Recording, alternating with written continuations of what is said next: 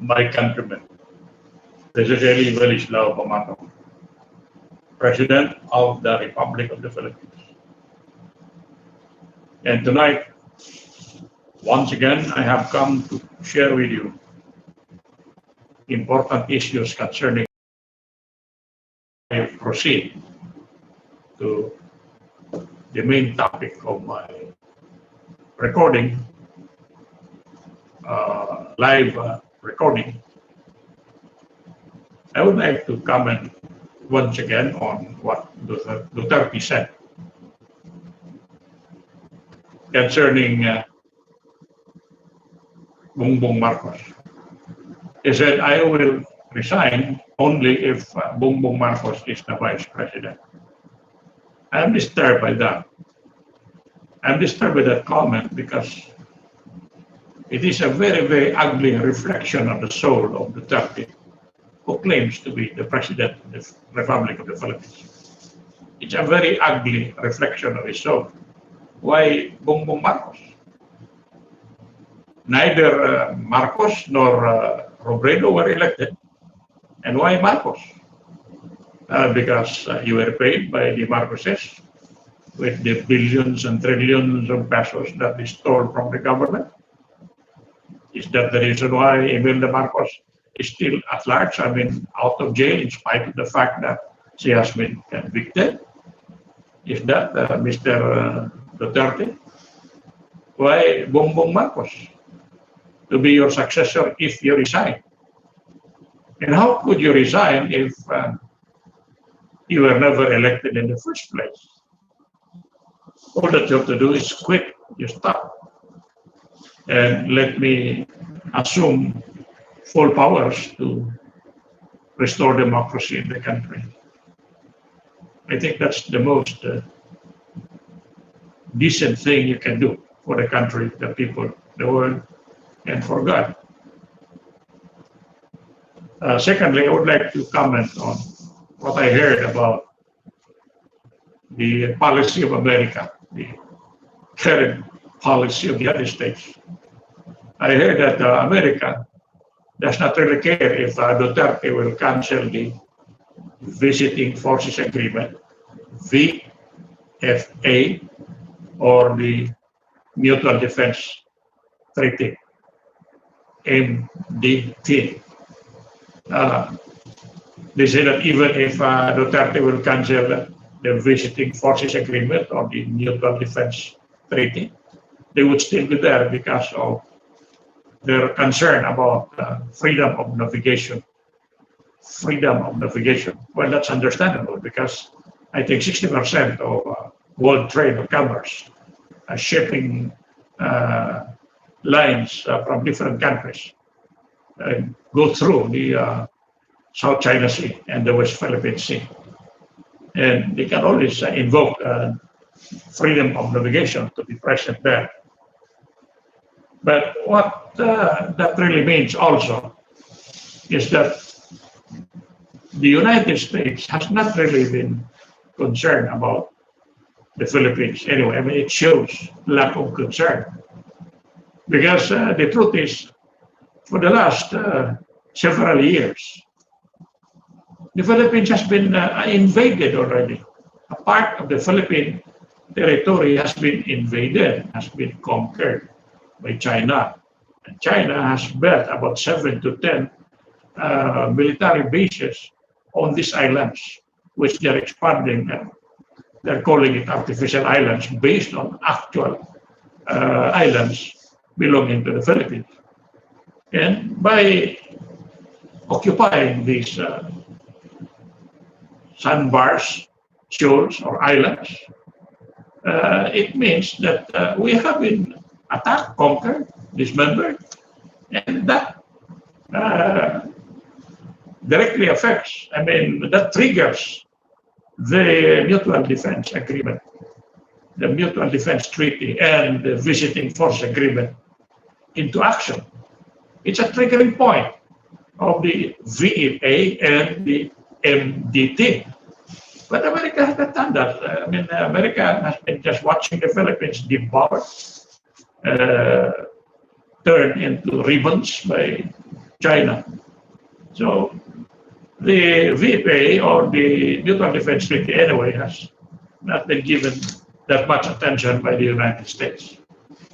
So I'm not surprised that they said they will not get out of the area because they will protect freedom of navigation. What that means is that we could really escalate. I mean, the situation can escalate into Third World War, because one thing is going to, I mean, someone is going to start the war, either accidentally, they will take action that will accidentally set off the war, or intentionally on the part of the personnel, the military personnel of China and the military personnel of the United States. That happened several times before. I talked about that in my previous recording. It could happen. But anyway, I'm not surprised if the United States said we don't care about the cancellation of the Mutual Defense Treaty or the visiting force agreement. Mr. Biden, if you're listening, I know, I understand. Magaling lang kayo, you're only good in asking help from the Filipinos. You asked us to help you in Korea, and we sent about 8 battalions there. And in fact, we performed so well that MacArthur said, give me 10,000 Filipinos and I will conquer the world. Remember the Battle of Yordan? I keep mentioning that because I'm so proud of the Filipinos at the Battle of Yordan. When 40,000 Chinese were routed by 900 to 1,000 Filipinos. Remember that? Do you remember, Mr. Biden?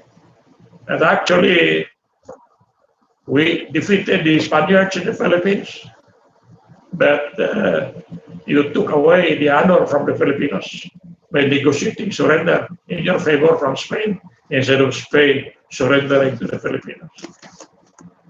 Hindi na ako nagtaka. But in spite of all this, I will remain in favor of the American government. I am pro-American government, basically because of what America stands for. The ideals of Lincoln, Jefferson, and Washington. The ideals of freedom and democracy. I'm loyal to that. So regardless of what America is doing to the Philippines, I will let that go. I would rather take the side of America than take the side of China, which can obliterate the Philippines from the face of the earth, which can mean total racial extinction of the Filipino people if China were to take over the entire Philippines. So that explains why I am pro-American, aside from the fact that I was born an American citizen under the American flag on American soil for 48 years. So again, I understand that. I understand why Duterte wants Bongbong to be successor, because he was paid so much money stolen from the government. I understand why America is there to protect freedom of navigation, because the Philippines has been in a way abandoned by America.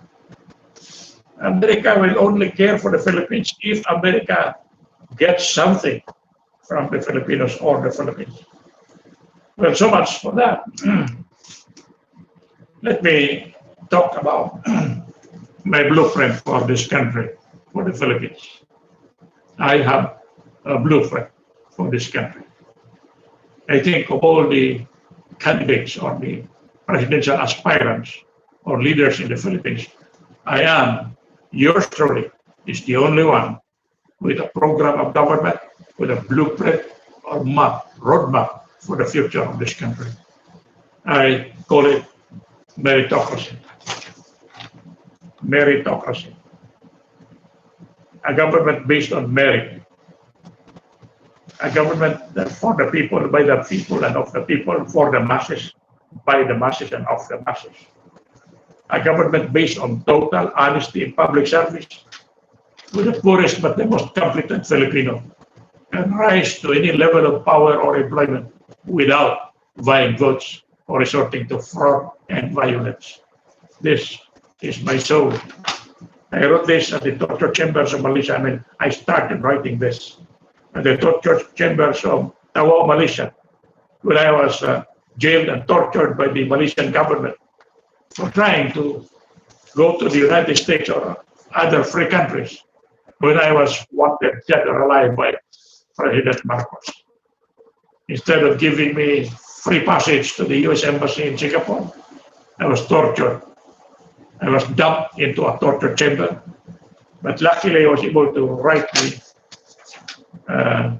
few pages, first few pages of this book at the torture chamber. But even there, at the torture chamber, I was thinking of this country.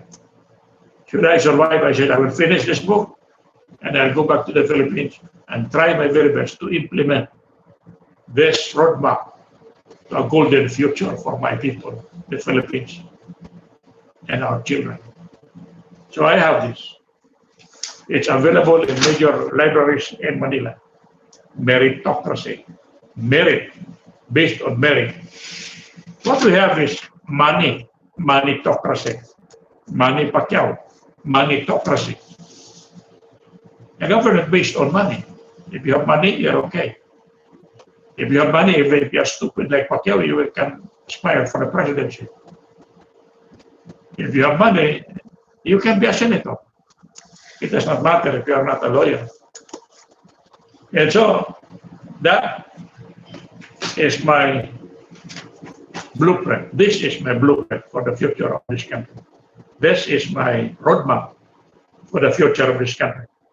I presented this to the Comelec as my reason for running for the presidency, but they declared me a nuisance. After writing more than 30 books on global warming, meritocracy, about 6 to 7 books and tracts of the Bible on religion, like the Third Testament. After getting a score of 92% in the United States, 88% in civil law, 88% in criminal law and political law, they declared me nuisance. After graduating from UP, after passing the bar, they declared me nuisance. And so I wasn't able to do something about this program. This blueprint I have, this Bible that I wrote, political Bible for my people, the Filipino people. Hindi wala akong nagawa. It is a government, a system of government based on total honesty in public service. I repeat that. It is a system of government. Meritocracy is a system of government based on total honesty in public service. With the poorest but the most competent Filipino can rise to any level of power or employment without buying votes or resorting to fraud and violence. Total honesty. That is the very soul of meritocracy. And that is what I'm fighting for. And that is why I never stopped filing COC for the presidency. First time I was, approved. I mean, my COC was approved when I filed a motion for reconsideration. But even if it was approved, my name was not listed in the ballots. Second, the Comelec said I have all the qualifications signed by all the members of the Comelec, but my name was not on the ballot. Third, before they could even read my application for COC, I was already disqualified. So I cannot implement it. I could not. Well, recently, and thanks Mahala, Duterte ran for president without a COC. And also in violation of Section 12, 3253 of the Comelec resolution. So he was completely, totally disqualified. That's why I took my oath as President of the Philippines, pursuant to my oath which I took on March 9, 1972, that I should protect the Philippines and the Constitution upon which the Philippines stands. In pursuit of that commitment, that pledge, I took my oath. There were 40,000 of us lawyers who could have taken the same oath, but I was the first to step forward and assert my right to lead this country. So that was a blessing in disguise, because under normal circumstances, I cannot run for president in the Philippines. That was a blessing in disguise. So Duterte was never elected. I took over. And for 4 years, nobody objected. Not one of you lawyers listening to me objected, because you know I am right. I filed an action with the Supreme Court, asking the Supreme Court to determine, to decide who between the two of us, Duterte and me, is president of the Philippines. Well, the Supreme Court did not decide. In fact, the Supreme Court dismissed the action following the motion of Duterte. Had they decided the warrant which I filed, I'm sure they would have decided in my favor, because there was no choice. How could you declare a person who did not file a COC president anyway? But anyway, that is what happened. I am now in a position to implement meritocracy of the masses, by the masses, and of the masses. You and the armed forces, if you will only help me, then we will have a country far, far better than what you can even dream of. It will be like the Nordic countries, Nordic, in the welfare state in the Nordic countries. You know what Nordic countries mean? Well, it's about the northern countries like Finland, Iceland, Norway, Denmark. Fine. Finland, Iceland, Norway, Denmark. They have a very good system of government there. It is, I think, a cross between socialism and welfare state. You have free education for life, free medicine. Almost everything is free. Why? Because there is no corruption there. No corruption. Maybe little corruption here and there, but 99%. It's an honest system of government, unlike in the Philippines. No corruption, free education. No corruption, free medicine. No corruption, equality in salary. And so it's a very progressive country, welfare state country. A welfare state country is a country that is, I think, a hybrid of socialism and democracy. So that's going on in that country. There are other countries that I should talk about, like America, China, Russia. Now, what do we have in America? What do we have in the Philippines in America? What we have in America is capitalism. Now, you know what capitalism is? I don't want to insult your intelligence, but I think most of you who are listening to me don't know anything about capitalism. Capital, hanggang doon na lang. Well, capitalism is actually a government controlled by private interests, private corporations, private individuals. And the government has really almost no control. It's like the laissez-faire of France. Almost no control of the profits that you get, the profits that you deposit in the bank. Almost no control. That is capitalism. And well, let me make a very, very simple example of what capitalism really is. Suppose you sell a pair of slippers where the actual cost is, I would say, 5 pesos.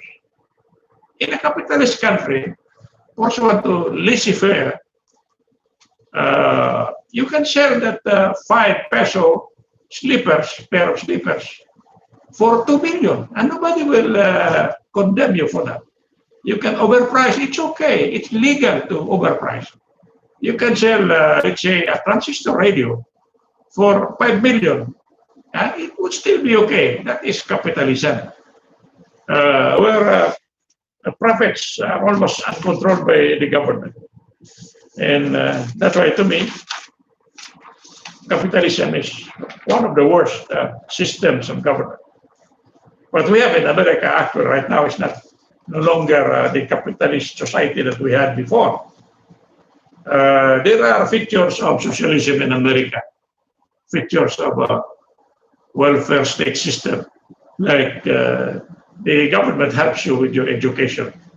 The government helps you with your medicine. There are socialist programs in America. In fact, there are many socialist practices in America today. It's no longer the pure capitalist society of yesterday. And so is England. England, well, it's a free country. It has, it grants civil liberties to its people, to her people, but it's virtually a socialist country. Or Canada, or Brunei. Brunei is a monarchy, but it has many socialist features. I was in Brunei when I escaped from the Philippines. I stayed there for 9 months, and I got sick. And so I went to the hospital. I was treated properly. And after I got well, they sent me to where I stayed, St. Andrew's Church, a church run by an English pastor or priest. I asked, how much do I have to pay? And the hospital said no. As a matter of fact, they sent me, they chauffeured me back to the church where I stayed. That's what happened in a monarchy, a socialist or welfare state country. The features of socialism, a welfare state system, are also found in the monarchical government of Brunei. And so is Canada. When I went to Canada, I was trying to meet somebody at the border. I got sick. And so I went to the hospital in Canada. I stayed there for a couple of days. Was given treatment, medicine, proper care. Then after I got well, I said, how much do I have to pay? The hospital said, no, you don't have to. And they sent me back to my hotel. That's because Canada is partly a capitalist country, partly a socialist country. And the socialist figures are the ones that are helping the citizens.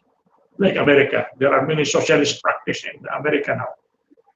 And so that makes the difference between capitalism and socialism.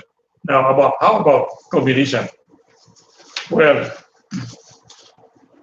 let me check my records on communism. I was just reading that a while ago. Communism is actually a system of government that seeks to abolish the class. I mean, no poor, no rich, no middle class, nothing. That is communism, classless society. Everybody is equal. But it's not really working.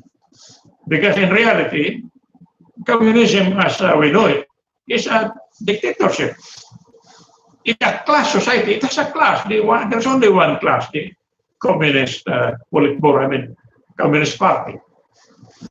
Beyond the walls of the Communist Party are poor people working almost with no salary. That's communism. That's why even in spite of all the promises of communism contained in the Communist Manifesto of Karl Marx, Communist Manifesto,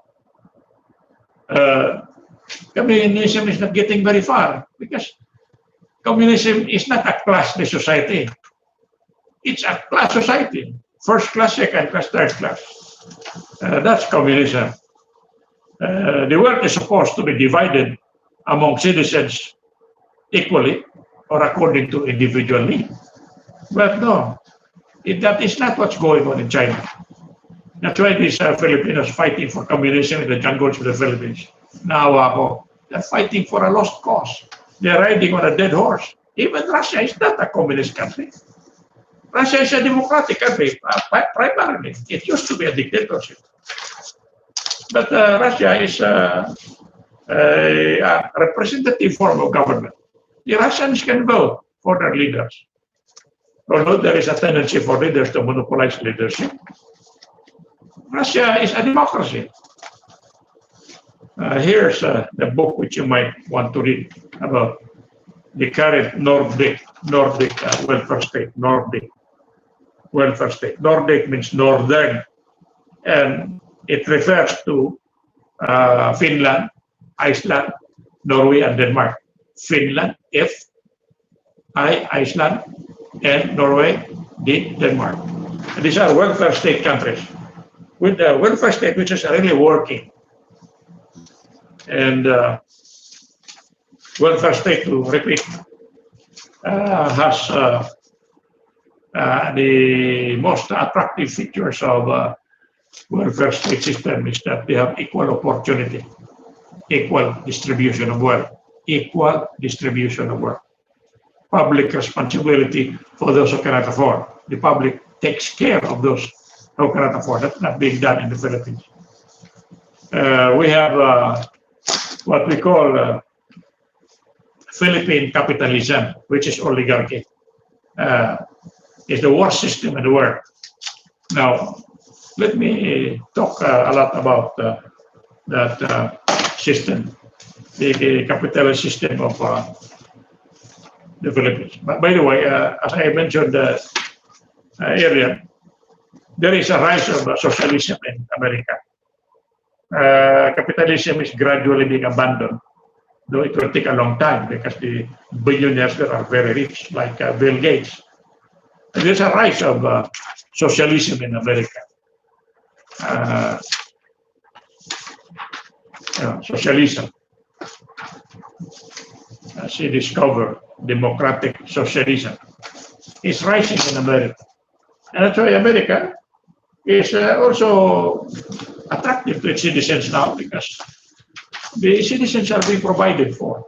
Although there are many, about 90% are more or less poor in America, middle class, who are rich. In the other parts of the world, I don't know, I did not research on that very well, but so far as I know, of the 295 countries in the world, only about 5 embrace communism, but they are not embracing it completely. We have Cuba, China, Laos, North Korea, and Vietnam. 5 countries claiming to be communist countries, but they are not really purely communist countries.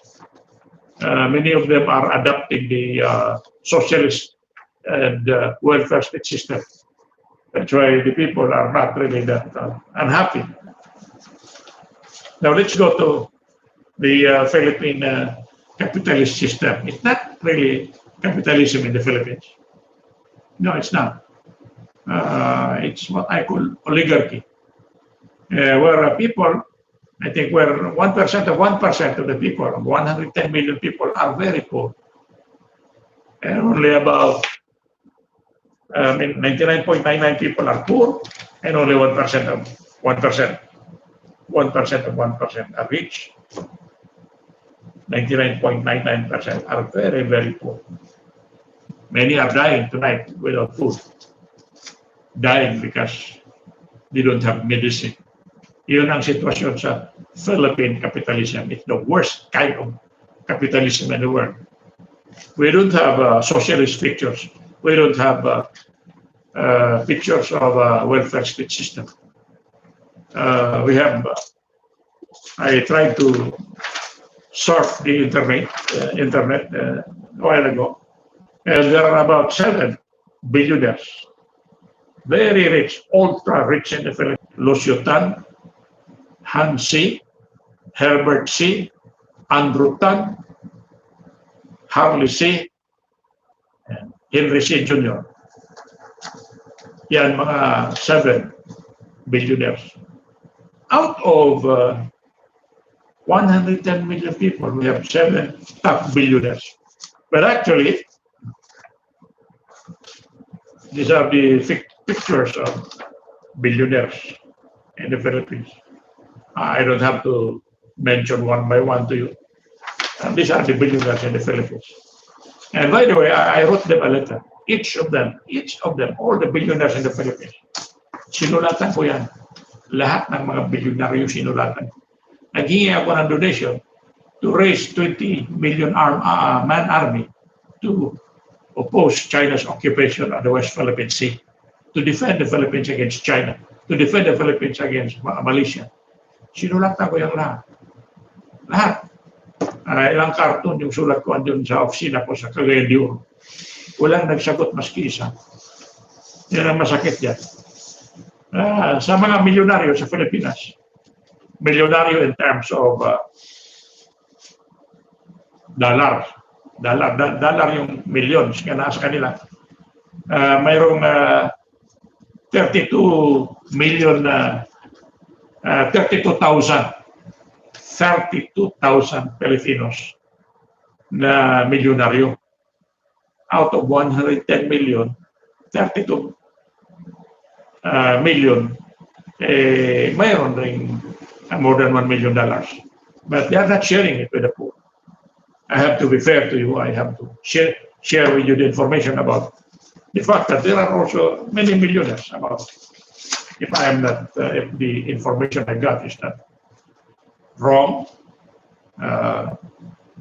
it's 32,000 Filipinos, 32,000 yung milyonaryo. Yung bilyonaryo, siguro 17 or 100 at most. Kasi yung iba hindi nag-report sa income nila. Tinatago tulad ni Manalo, tulad ni Kibuloy, tinatago nila kaysa pakarami.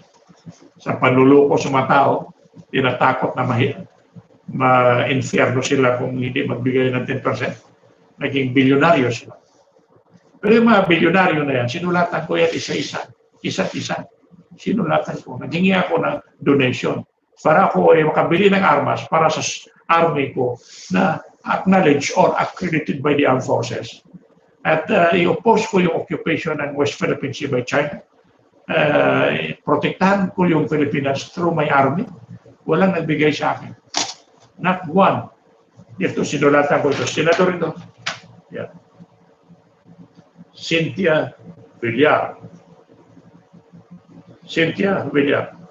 Sinulatan ko yan. Hindi nag-respond sa akin. Ito, si Jojo Binay. Classmate ko ito. Schoolmate ko sa UP. Wala, hindi nag-respond. Naghingi ako ng tulong para makabili ng armas. Ibigay ko sa mga army natin sa Yosafe. Wala, hindi nagsagot. Pero alam mo kung sino ito? Bilyonaryo ito, classmate ko ito. Yung baboy niya, binigyan air condition. Ganon siya kayaman. Air condition yung baboy niya. Ito, sinulatan ko rin ito. Yeah. Gusto mag-presidente, pero yung utak niya, siguro utak ng butike. Walang kautak-utak. Nanghingi rin ako ng donation dito. Si Manny Pacquiao. Wala. Para maprotektahan yung bansa natin. Para maprotektahan yung West Philippine Sea. Hindi ito nagbigay. Puro na forma, kayabangan. Ito, mayabang rin ito. Si Willie Revillable. Naghingi rin ako dito. Sinulatan ko siguro 3-4 times. Na magbigay naman ng pera para itulong sa pag-training natin ng mga sundalo na lalaban doon sa mga inject sa West Philippine Sea. Kasi yung Armed Forces of the Philippines natin at saka yung Philippine National Police, wala namang ginagawa. Sabi ni Digong, nabili na daw niya.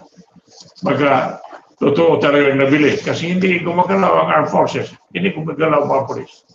Hindi nagbigay itong mga milyonaryo nito. Bilyonaryo nito. Hindi. Wala parang siguro natanggap na ng sulat ko eh. Pinagtawanan lang ako tulad yung presidente sa UP na yan, Concepcion. Naghingi ako nagsabi ako na I was supporting UP's right to exist as a university, yung freedom of expression ng UP. So sinulatan ko siya that they should not recognize the request of the National Defense, Lorenzana, which was practically against freedom of expression. Sa halip na mag-appreciate siya na sumuporta ako sa right ng UP na hindi pwedeng diktahan ng gobyerno, pinablish pa niya doon sa I would say was that Facebook na tawa-tawa pa, parang nakabilos. He looked down on me for writing him a letter. Concepcion, mag-ingat ka. Hahanapin kita kung may pagkataon ako. Ito, sinulatan ko rin ito. Si Kuya Bunda. Itong bakla na ito. Wala. He didn't try me back. Hingi ako ng tulong para mag-train ng 20 million man army to defend the West Philippine Sea, to defend the Philippines for himself, for his children, for ourselves, para sa ating lahat. Hindi itong bakla na ito. Nakakaya ito. Model ba sa society itong yung boyfriend niya, pinagyabang niya. Hindi model ito magago, tarantado, gago ito. Ito bang model sa mga anak natin? Itong bakla na may boyfriend, na same-sex relationship, ipagyabang pa niya. So, gusto ko sasakalin ko itong mga bakla na ito. Ito bakla rin ito. Hindi kontento na tao siya, gusto pa magbabae. Si Gadbais Ganda, sinulatan ko rin ito. Siguro 3 times. Naging kong tulong para makarista yung army, para kalabanin ng China, defendihan ng Pilipinas, paalisin ng China sa West Philippine Sea, paalisin ng Malaysia sa Sabah. Wala, hindi nagsagot ito. Mas ganda na ito. Model ba ito? Model ba ito? Ito bang model sa mga anak natin? Kaya yung mga anak natin, walang kwenta yung mga bata ngayon. Ang mga model ng mga bakla. Bakla. Walang kwentang bakla. Si Digong bakla. Ito mga bakla. Yun ang naan sa frontline. Yun ang parang salamin ng mga anak natin. Yung sinusunod nila. Ito. Yan. Yung same-sex boyfriend niya, ni Vice Ganda. Pinagyabang pa niya yung boyfriend niya. Yan bang model natin? Ha? Yan bang gusto niyo maging modelo ng Pilipinas? Bakla. Presidente, bakla. Spokesman, Rocky, bakla. Yung classmate ko si Panilo, parang bakla. Ano ba ito? Republican ng mga bakla? Yung mindset, malakas yung loob. Na upakan tayo. Na insultuhin tayo. Dahil hindi tayo marunong lumaban. Nalimutan natin yung ginawa natin sa Mactan against the Spaniards. Nalimutan natin ang ginawa natin doon sa Battle of Yordong against the Chinese. Nalimutan natin ang ginawa natin against the Japanese during the Second World War. Well, 8 million Chinese were routed by Filipino forces. Nalimutan natin yung kahapon natin dahil sa mga putang mga bakla nito, punyetang mga bakla, walang kwenta mga bakla na yan. Kung pagbigyan na ako ng panahon, sasakalin ko itong mga bakla na ito. Walang kwenta itong mga bakla na ito. Ito isa pa ito, napakayabang ito. Mayabang na mayabang. Really. Tandaan mo itong boka na ito. Manny Pacquiao, isang napakayabang, walang utak bulinaw, gusto magparlente. Hindi siya satisfied na champion siya sa boxing. Ito, pina-air condition niya, yung mga baboy niya, pero hindi tumutulong sa mga guerrilla natin, sa mga army natin para bawiin ang West Philippines sa kamay ng mga dayuhan. Ito, napakayaman. Hindi sumagot, hindi tumulong. Ha? Sa harap nila. Punitin ko ito. Kasi wala akong pito sa mga tao na yan. So mga kaibigan, I think nag-exceed ako sa limit sa uh, time ko para mag-record o mag-live sa inyo. Huwag niyong kalimutan rin. This is your only hope. This is the Bible of democracy, true democracy. This is the roadmap for the future of your country, my country, your children, my children. Meritocracy of the masses. Sinulat ko yan para sa inyo. That is my legacy to you. Take care of it. Help me transform the dreams and visions within the covers of meritocracy. Transform this country into the finest image of our hopes. Tulungan ninyo. Kung hindi kayo tumulong, wala rin akong magawa.